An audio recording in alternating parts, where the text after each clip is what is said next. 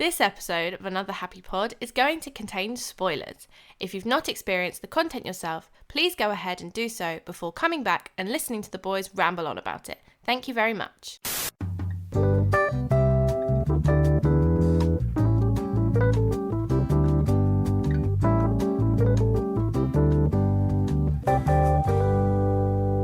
Welcome to Another Happy Pod. We are again joined by Nathan. Nathan, say hello.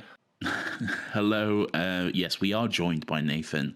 So hello, everyone. We're also joined by Lawrence. So say hello. Hello, everyone.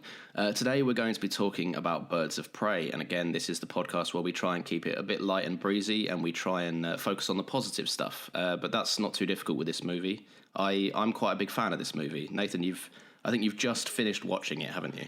So the plan was, originally the plan was that we was going to watch something else, but that changed sort of at the last minute. And yeah, we decided that we were going to watch Birds of Prey and the Fantabulous Emancipation of One Harley Quinn, to give it its full title. Yeah, but like at the last minute, like I just said, Lawrence changed it because he's a moron. And I'm also a moron because, to be honest, I completely forgot. I got too caught up playing video games, and then I woke up this morning and I realized, oh my god, we're recording in 2 hours and I haven't even watched the movie. Last time I saw it was in February when it came out in the cinema. You managed to pinpoint the time pretty well, so you managed to get it so that you had exactly the right amount of time before we started recording to watch the movie. I did. I looked it up on Amazon Prime and it said like runtime 1 hour 49 minutes. I was like, oh yes, perfect. I can just squeeze this in. So literally the end credits started rolling about 5 minutes ago. So this is fresh off the dome for me, mate. Wowie. Okay, well mine, like I say, I watched mine. I was going to rewatch this. I instead watched a recap because I did watch this about less than a month ago. So it's still very fresh in my mind. And I thought if I watched it again, I might grow tired of it. And I don't want to do that. So. All right, fair enough. Okay, so Nathan, obviously the main thing this had kind of going for it is it's the second time we get to see Margot Robbie playing Harley Quinn. What did you think about the Suicide Squad version versus this version? So I have a lot of thoughts on that. Now, and I think I should first preface this by saying Harley Quinn, and I don't know for certain, but I'm pretty sure that Harley Quinn is my favorite comic book character of all time. Okay. And so going into Suicide Squad, I was really excited to finally see her on the big screen. Because it hadn't been done before. There was only the animated series for Batman and then video games, but that was really it. She hadn't really crossed over. Well, she was introduced. She was introduced in the Batman animated show, right? She wasn't a comic character before that. Yeah, that's where she was created. Yeah, she was an original character from that show, and she was such a big hit that they put her in the comic books, and now she's one of the greatest comic book characters ever. But yeah, that was a movie debut, essentially, the Suicide Squad, and I was really excited. And look, this is another happy pod. We try to be positive. We try to see the better side of movies, and I will say that Margot Robbie as Harley Quinn was great in that movie. She did a great job. I think she got the interpretation of the character right. I'm just gonna cut around the fluff because I think that there is a way we can loophole this. So we are another happy pod, and I feel like we have to be happy about the films that we're talking about. However, we're not currently discussing the Suicide Squad, so I'm gonna go ahead and say that it's garbage. Fair enough. I was gonna say Margot Robbie's characterization and Margot Robbie's acting in that movie was great. She did a great job. She was just let down by the writing and the direction of the movie because, yeah, it's so evident when you watch the trailer for Suicide Squad and then watch the trailer for Birds of Prey. It's so evident that one was directed by a creepy old man and one was directed by a woman because it's just... I'm so glad you said that. Because literally the first thing I wrote in my notes was the difference between a man directing this character and a woman directing this character is painfully evident. Like it's crystal clear. Yeah. It is just night and day. Yeah, like because Harley Quinn, and again, she's great. I love her in that movie. But again, it's like 95% arse shots. It's just weird one-liners about sexual desires. It's just everything about it is just male fantasy of what Harley Quinn. And I just remember watching that in the cinema and just being, I don't like this. Do you remember? Do you remember that was the one year where everyone dressed up as Harley Quinn as well? Like you couldn't go to any Halloween party without seeing the Joker and Harley Quinn somewhere. You couldn't. I think that was the year we had a Halloween party and we put an official ban on Harley Quinn and Joker costumes. We did, yeah. To be fair, there was that. There was the moment in the David Ayer one. I think they even put it in the trailer where Harley Quinn is like just changing and she's in her underwear, and then like every single man on this like military base, as if they haven't got very important jobs to do, just stop to see a woman in her bra because presumably they've never seen it before. And it's just so cringy. Like it looks so weird. It's creepy as well. It's just really like fair enough. Yeah, she's a very attractive woman. It's Margot Robbie, but everyone just stopping what they're doing and staring at a woman who is just putting on a t-shirt. Yeah, it's a bra. Like, it's not even that sexual. No, it's a bra. It's literally just a bra. Yeah. Like, have you not seen a woman in a bra before? Probably not, David Ayer. But there we go. I think a lot of the people that watched Suicide Squad and came out of it thinking it was a good movie probably haven't, and that's where I'll leave that. So we've spoken a little bit about Harley Quinn. With regards to the actual Birds of Prey, what did you think about them in this movie?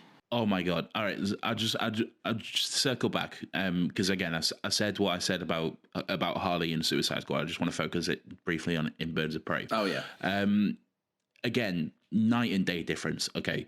What I absolutely love about this movie is the fact that you can tell that she's actually a psychologist, that she actually went to school, that she actually went to medical school, that she actually got her degree.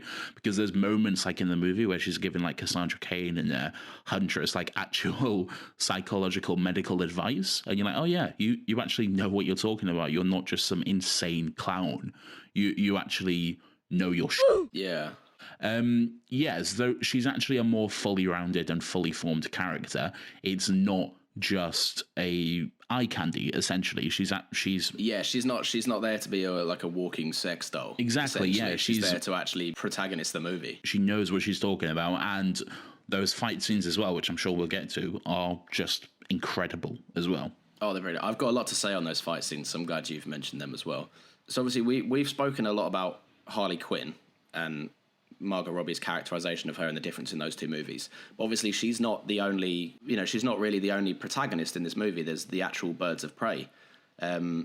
What did you think about them? I liked the Birds of Prey for the most part. I think overall this movie was kind of let down in the marketing for it because it was sold. Well, the name of it is Birds of Prey.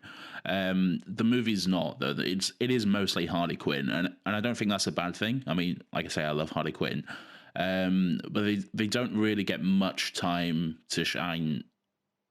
As opposed to Harley. I mean, yeah, there's fair enough. They get a good amount of screen time, but as opposed to Harley herself, obviously she gets the most part. And like I said, I have no problem with that. It's just that in the marketing, I think that's one of the points where the movie was let down. Well, I think that's probably how they got around making another Harley Quinn movie with DC, right? They probably said it's a Birds of Prey movie, but it's a Harley Quinn movie disguised as a Birds of Prey movie. But yeah, it's interesting you say that because I had.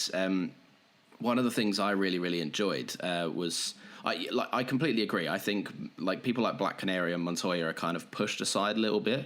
But the character of Huntress, I thought was, I don't get me wrong. While I acknowledge that it's a Harley Quinn movie and I really liked her performance in it, Huntress was one of the highlights for me of this whole thing. I love Huntress. I'm glad you say that. Why was she one of the highlights for you? So basically, the telling of the backstory was the main thing. Like I loved. I don't know if it's I don't know much about the comics of Birds of Prey, so I'm not sure if they ripped this straight from the page or if this was something made for the movie. But the backstory of the one of the guards her whole family being exterminated for this kind of this jewel, this like priceless thing. Yeah. And then like one of the guards taking her in and training her up, and then she finally comes back to Gotham, and she's like now trained up and basically a fully fledged assassin. But the one thing I loved about it, which is something you don't really see in a lot of movies, is the fact that she was, while she was completely badass in like every sense of the words, she just like sucked at like talking to people. Like her social skills were atrocious. Yeah. Like so she'd get across at like every single thing that someone would say to her. She had no idea how to like introduce herself. She lacked that I'm Huntress kind of thing to her, which was really funny. It's something you don't often see. Yeah, I really liked that too. That was something I was going to pick up on. Again, just someone who was like, raised as an assassin from the age of like 10 or whatever. Of course, they're going to be just a little bit all not there and everything like that. Yeah, that was great. I really enjoyed that. It was actually really funny as well at some points. In terms, it was. Yeah, absolutely. In terms of like the comic books of Huntress, the comic book backstory from. And comic books change all the time, so there could be some version of this which is entirely accurate, but from what I've read, it's a little bit different.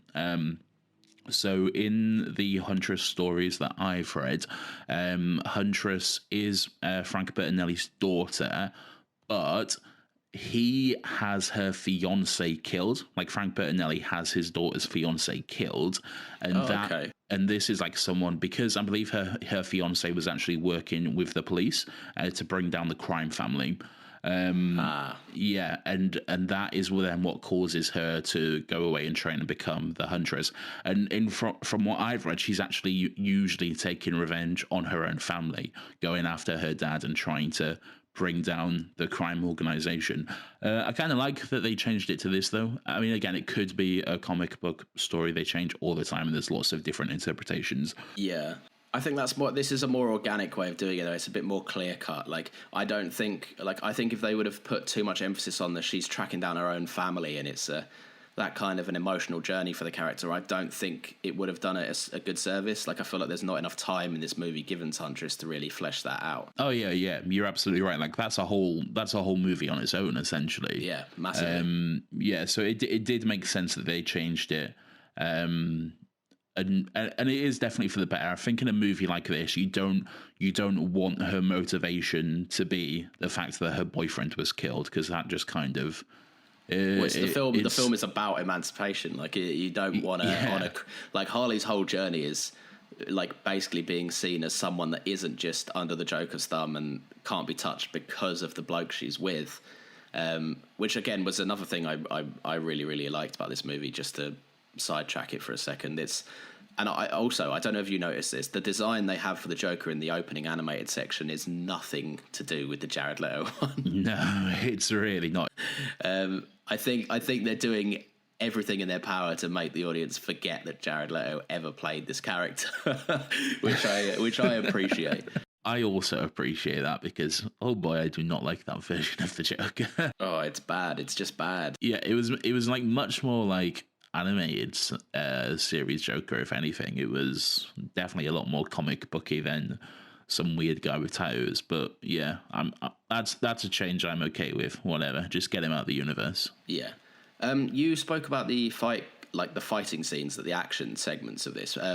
What stood out to you? Because you brought it up, so I'll touch with you. Well, definitely the sort of like prison break sequence. It's not really a prison break sequence, but you know what I mean. There's the jail cell brawl. Yeah, I know the bit you mean. Yeah, that is just a great sequence.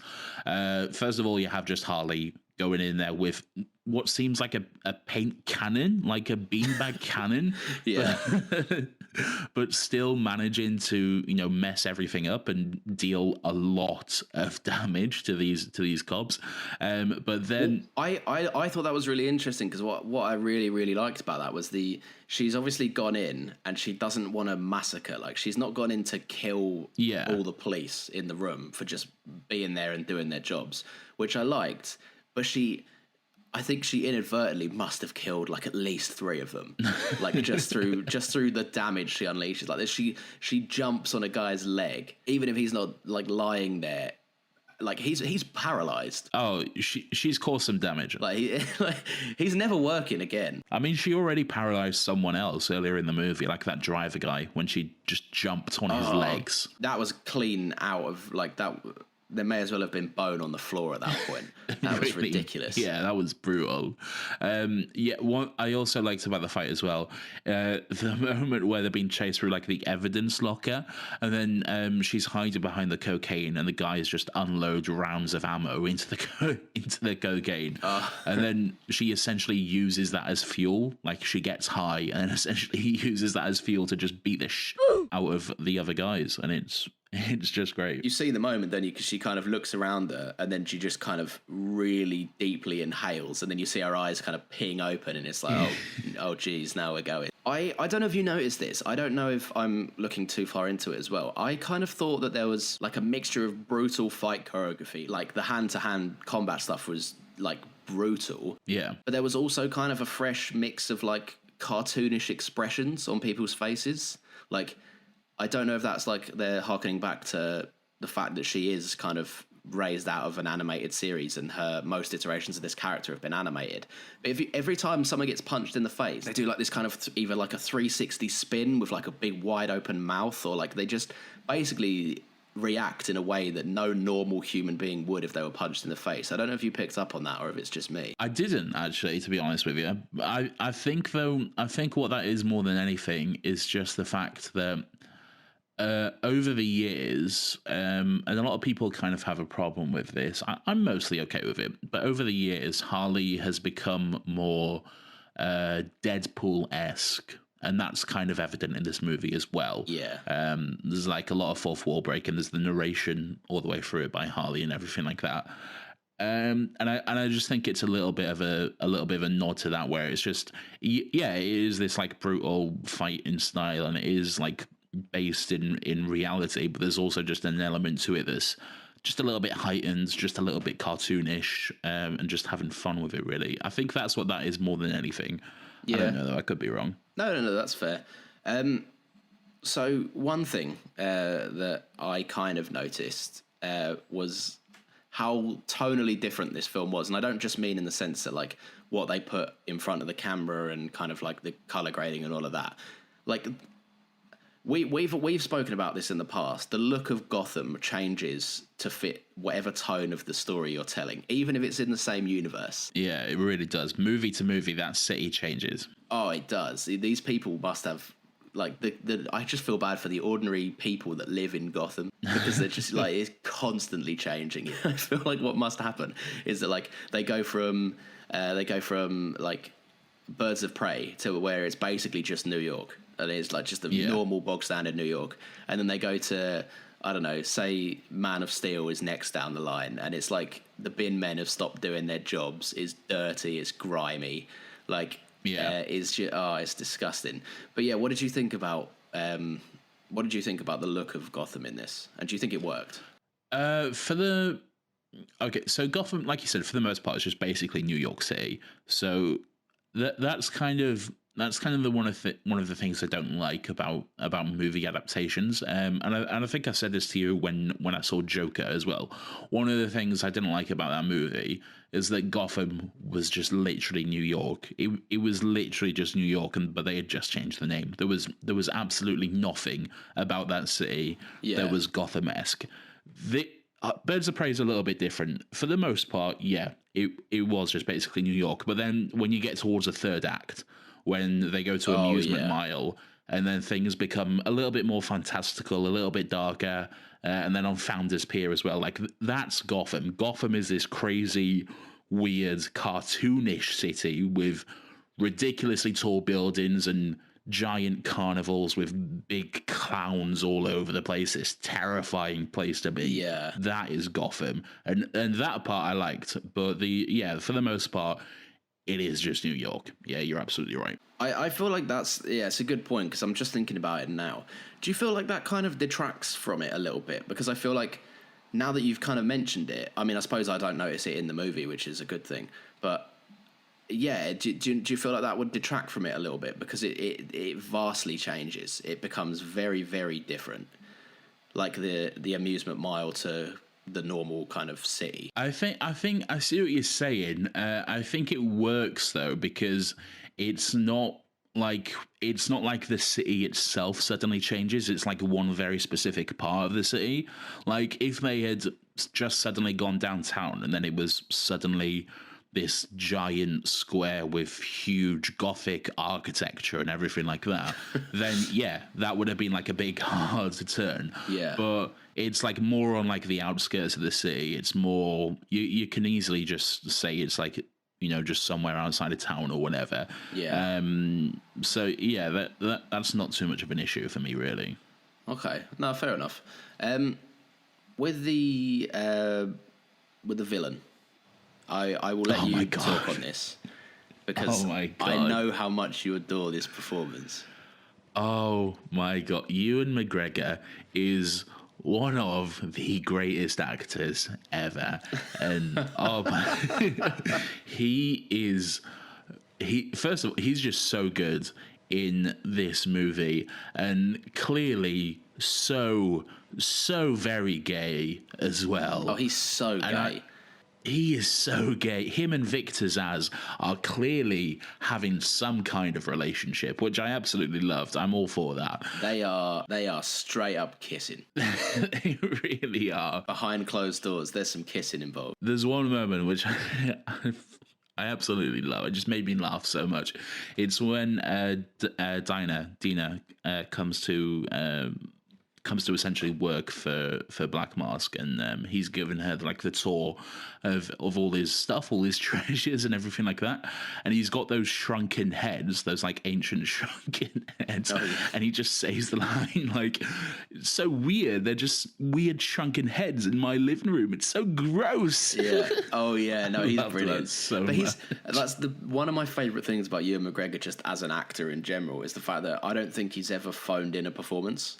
Like, you can so tell he's having the time of his life. No matter what it is, he will give 110% of himself to that role. Yeah. And he definitely did that here. He is just so good in this movie. I also really liked Victor Zsasz as well. I loved it's a little bit different from what Victor Zsasz usually is. I mean, Zsasz is usually this like psychopathic serial killer who just destroys himself and cuts his body every time he kills someone, and there's a little bit of that. You see his scars in this movie, but like he's a lot more toned down in this movie from how he usually is. I think he's in Batman Begins, actually. I might be wrong there, but I think he's in Batman Begins. I think in this movie he's very much like you can see that he is that guy. You can tell that he is this kind of like psychopath, but at the same time, he's very much so like a dog on a lead, and he's only let off that lead when Black Mask wants him to be off that lead, if that makes sense. Yeah. He's very like,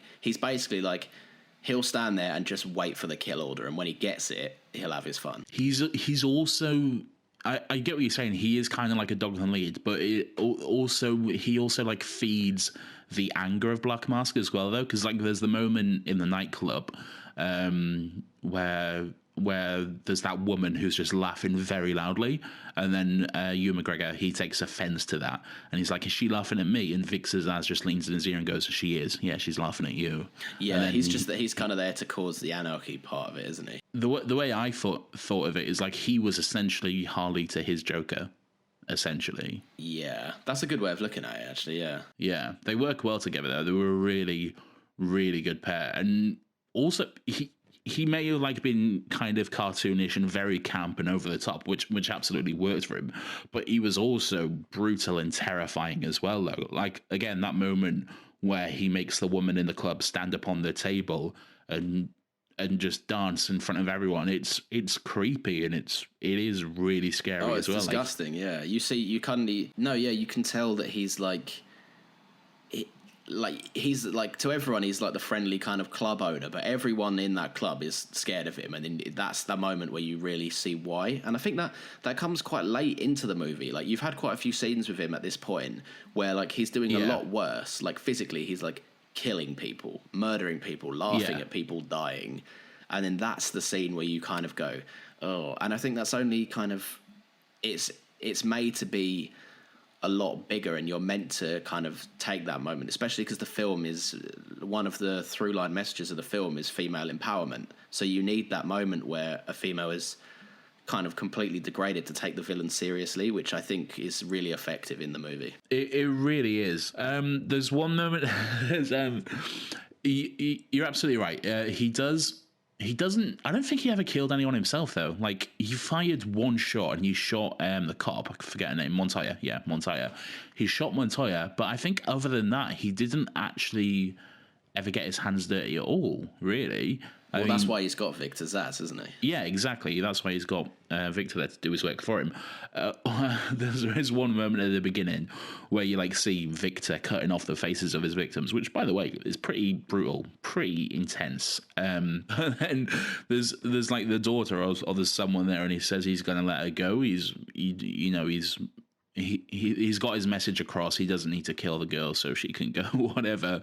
But then she has a snot bubble, and she's and he's just, no, kill her. I've changed my mind. Just get rid of her. Yeah.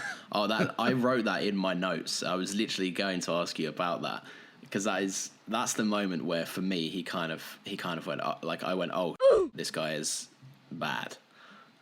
This guy is deranged.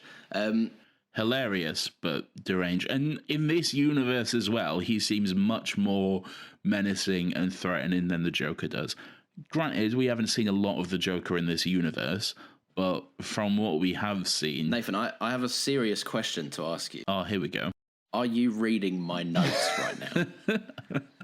Literally underneath the next thing I was going to bring up was me saying Black Mask is 10 times more threatening than the Joker ever was or could be in this universe. I'm not reading your notes, no.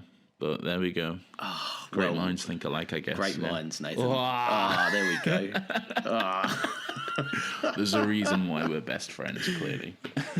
I love you. I love you too. Okay, right. I'm going to jump back into it. The structure of this movie, how did you like it? Because it's kind of told a little bit out of time to catch people up on different stories, and it's a very weird narrative structure. What did you think of it? It is, and again, I think that's kind of like Deadpool. That's one of the moments where it's quite Deadpool-esque in the storytelling, where it's broken up and told different points of the story at different times. But I think that works. So I think one of the big things about Deadpool is that if that movie was told, what's the word I'm looking for? Where it's in time.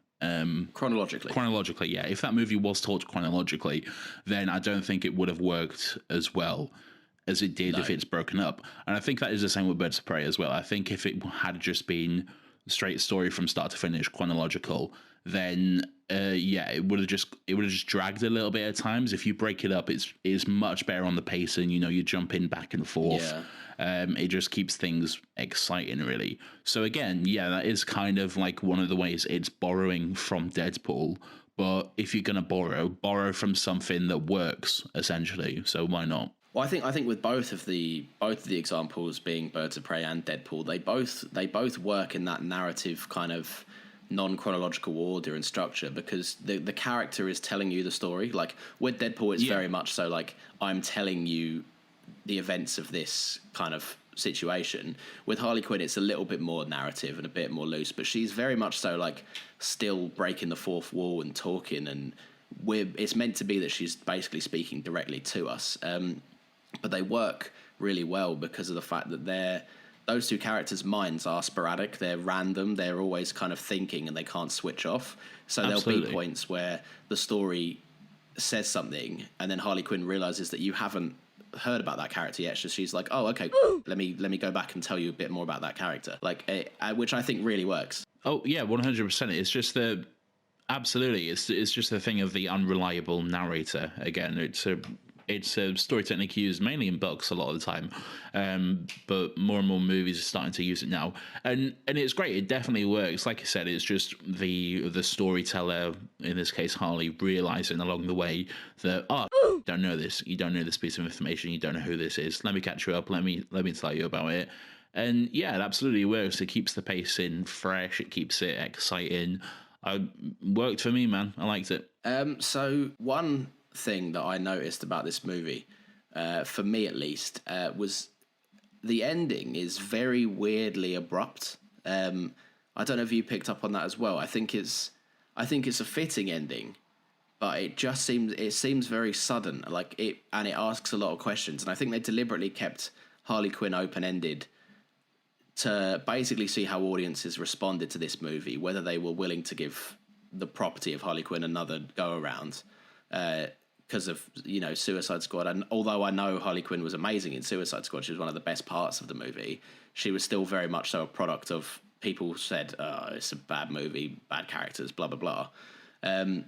I think they've kept it quite open because at the end I think she now runs like a mercenary business. She's got the business card that says "bad motherfucker" on it. Yeah, which is great. I like how she gets them professionally printed as well, and they look good. As a business card goes, they look good. But yeah, what do you think?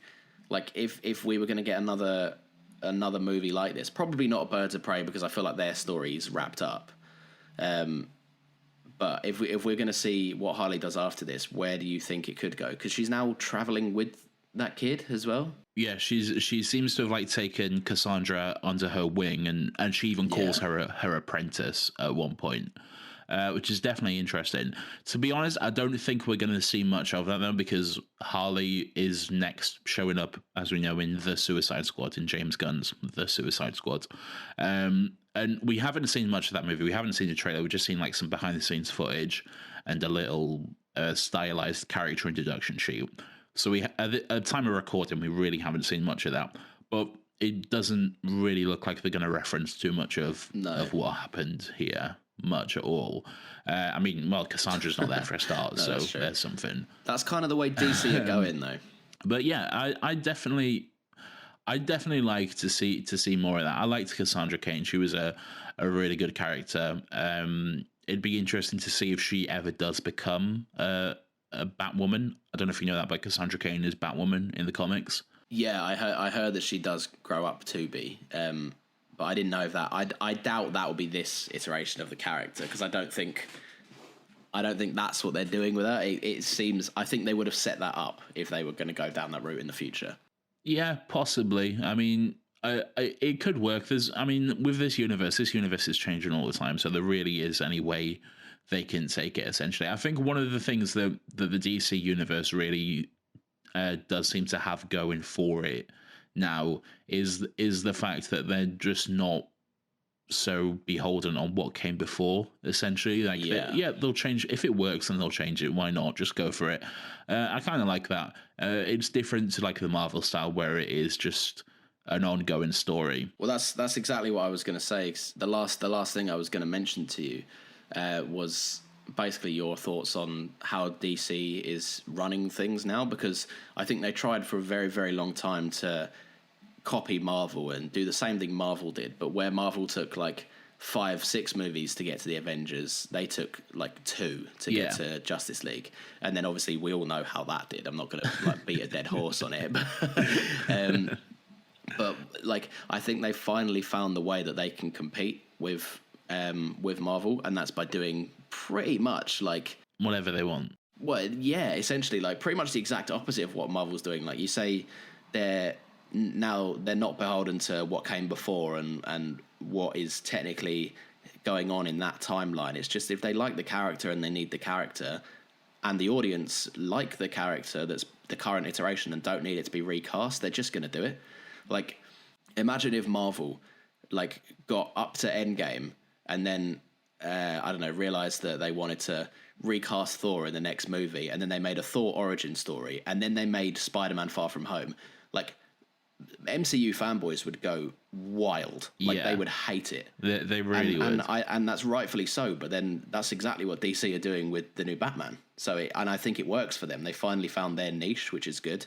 Yeah, I think you're 100% right. They definitely did stumble at the beginning in setting up this universe. They just tried to catch up to Marvel. They just wanted the $1 billion franchise. They just wanted to come out of the gate swinging, essentially.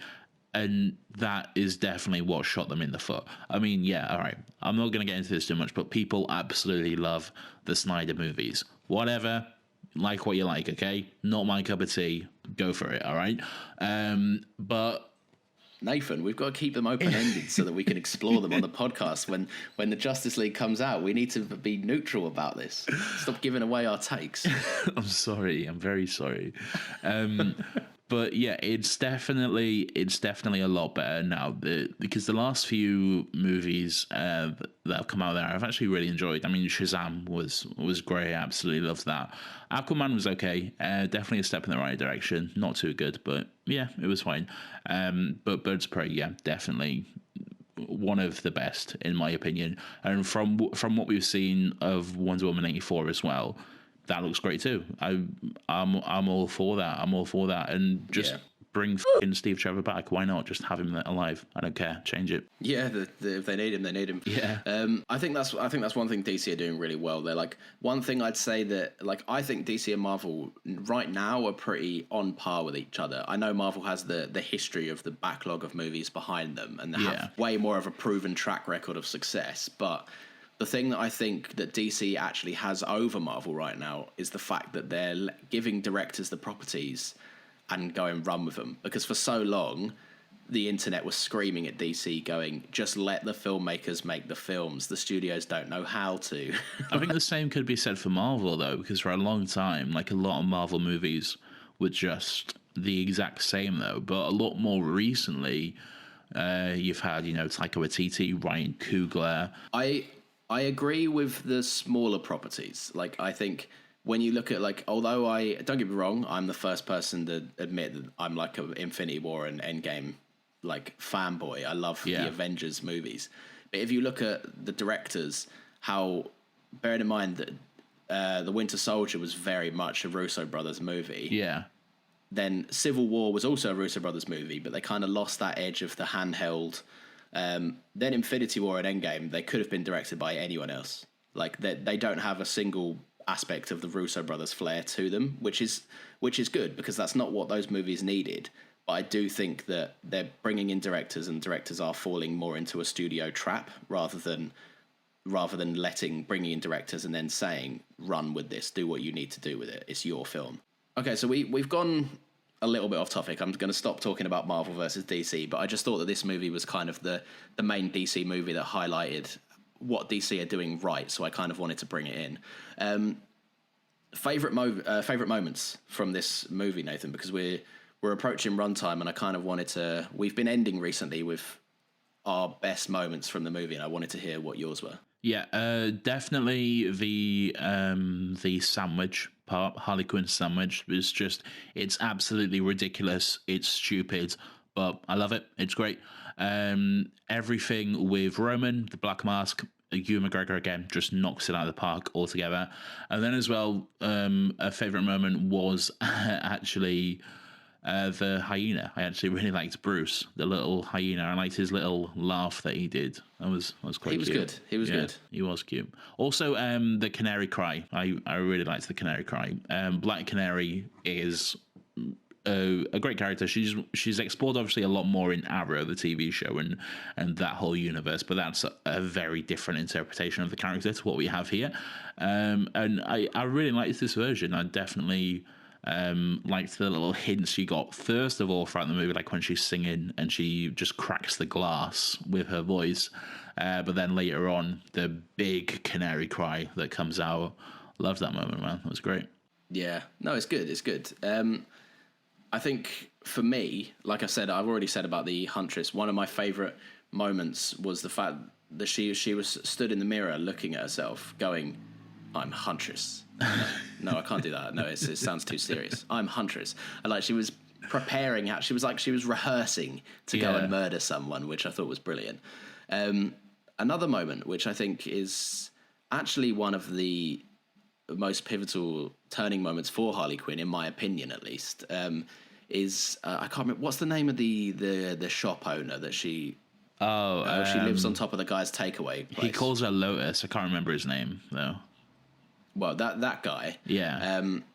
When she comes downstairs and then after there's been like multiple attempts to kill her, she comes downstairs and sees that he's like accepted the money to tell people where she was. Yeah. And now he's he's moving away because he can make like a chain of restaurants with the money he's been given. And it was that moment where like he was so nice to her, and he's only in about 2 scenes beforehand, but when he says to her like, "Oh, I'm sorry, it's just business," you really like it's a great moment. You can see that she's like holding back tears. Yeah. And that's the moment that makes her go, "Oh, you know what? You're absolutely right. It is just business. I'm going to give Cassandra Cain to this guy." And it's a brilliant moment. I think it's quite a defining moment for the character as well. It really is, yeah. It's a moment where like she kind of just realizes that a lot of people in her life have, for the longest time, have just been using her for their own gain, essentially. And even people who she thinks liked her, who people thought who she thought were looking out for her, just not the case at all. Again, just in it for their own gain. I really like that moment. She decides to just stand up on her own feet. Again, not really going in the best way about it, selling Cassandra to Roman, but do what you got to do. But that's the rationale that she can see at the time. She just wants to kind of finally use someone herself, if that makes sense. And then she realizes this is not me halfway through the process. The last moment that I really liked, again, like there's a million moments to love in this movie. Like you say, the kind of the heist or the siege on the police precinct, the police station. There's all of that kind of stuff is brilliant. But one of the moments I thought was actually really nice and a nice added feature, and again, one of the moments where you can tell it was clearly directed by a woman, was the inclusion. Montoya cracked a case, and then Captain took the credit for it and made Captain. Yeah. And then she was kind of stuck at as a beat cop essentially, or like a beat detective or whatever. And she couldn't progress because of that.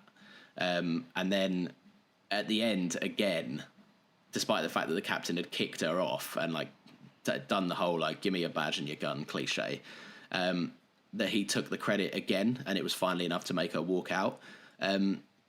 That was a really interesting moment for me, because I just thought about it when I was watching it the last time I watched it. If it was directed by a man, that would have been a massive thing. They would have gone to town in it. But it's so effortlessly woven in, because that's something that, I don't know, obviously, but presumably, women have to deal with. And it was a very nice plot inclusion that didn't feel heavy-handed, but still made a very impactful point, which I really enjoyed. I feel like you're absolutely right. I feel like if it was directed by a bloke, it would have just been this big, slam down a file on the desk moment, scream in front of everyone at the station and just say, "You're taking credit for my job?" Yeah. Well, screw this. I'm out of here. Yeah. And then walk off or something like that. Yeah. But the fact that, no, she was just packing up her desk. She was just like, you know what? No, I'm done. I don't need this. I'm better than everyone here.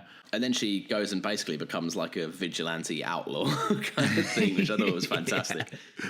So we're sort of coming to the end here, about time to wrap it up. Let's move on to our ridiculous rating system that makes absolutely no sense whatsoever.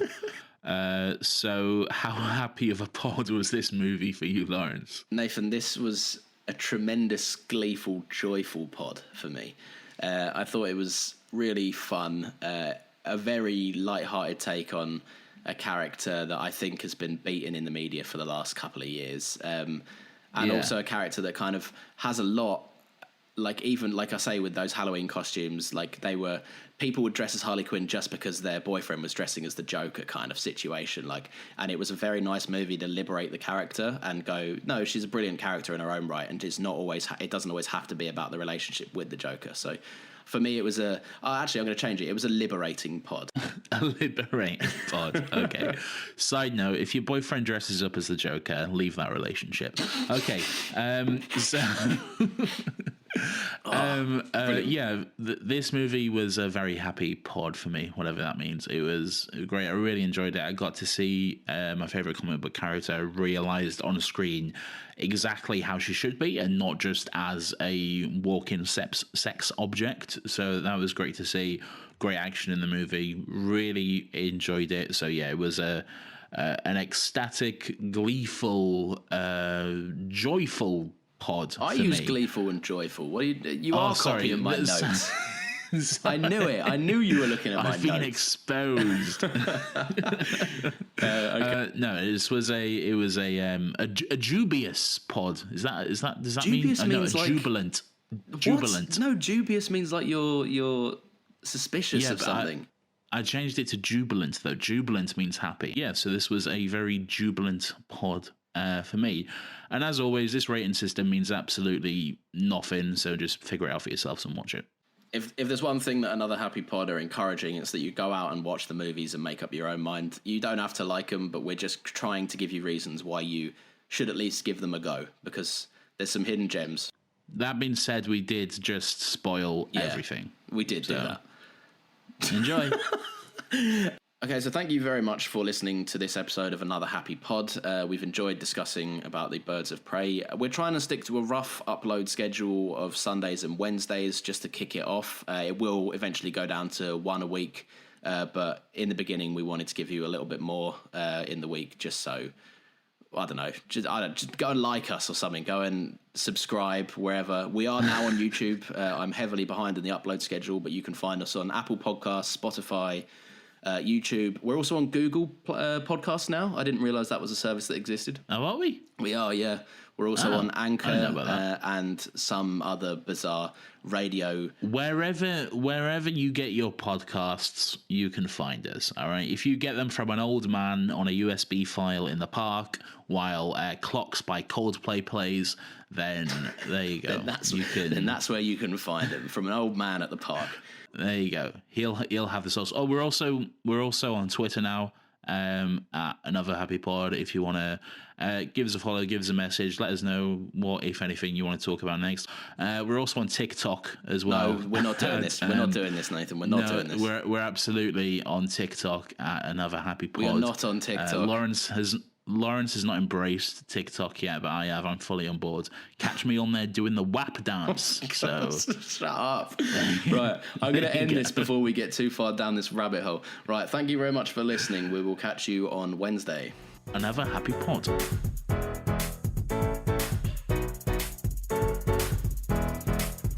Another Happy Pod.